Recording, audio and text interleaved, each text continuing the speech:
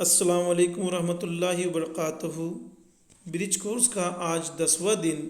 مضمون اردو جماعت دہم۔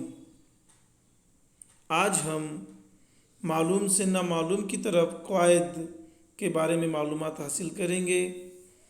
آؤ معلوم کریں۔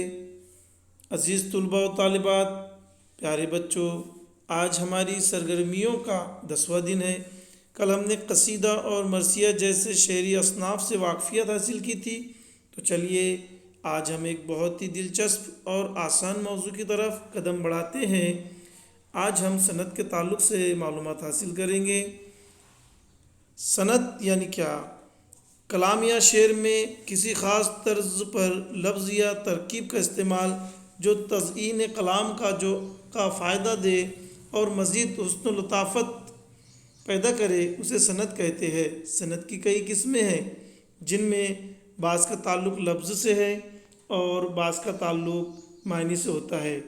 صنعت کی قسمیں: صنعت مبالغہ، صنعت تضاد، صنعت تلمیع، صنعت مرات النظیر، صنعت تجاہل عارفانہ، صنعت حسن تعلیل وغیرہ وغیرہ۔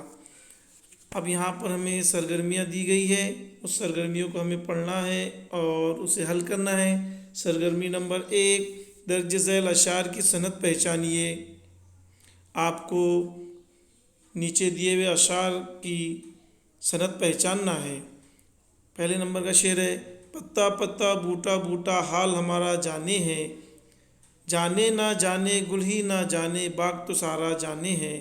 اس شعر کی آپ کو صنعت پہچاننا ہے اور لکھنا ہے: کسی شعر کی آمد ہے کہ رن کانپ رہا ہے، رستم کا جگر زیر کفن کانپ رہا ہے۔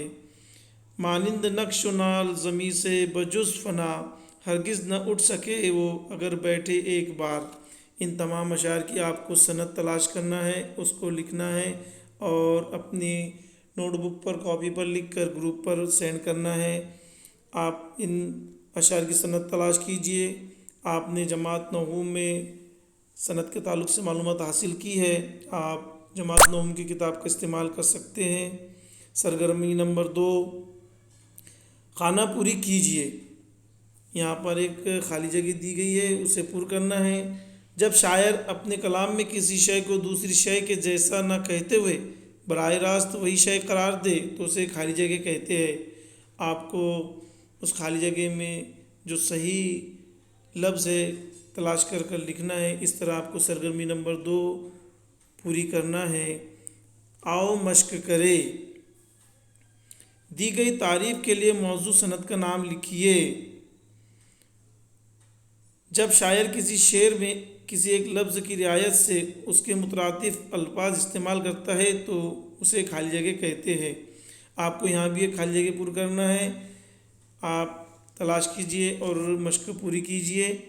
آؤ تخیلاتی بنیں۔ آپ کی 8ویں اور 9ویں جماعت کی اردو کی درسی کتاب میں سے صنعتیں تلاش کریں اور ان کی مشق کریں۔ دیکھیے، آپ جماعت 8ویں اور جماعت 9ویں کی درسی کتابوں کا استعمال کر کے دی گئی سرگرمیوں کو مکمل کر سکتے ہیں۔ اس طرح آج کی ہم سرگرمی مکمل کریں گے۔ سرپرست حضرات سے گزارش ہے کہ سرگرمیاں مکمل کرنے میں اپنے بچوں کی مدد کریں اور تمام طلباء ان سرگرمیوں کو مکمل کرنے کے بعد اپنی نوٹ بک پر لکھیں اور اسے گروپ پر سینڈ کریں۔ بہت بہت شکریہ۔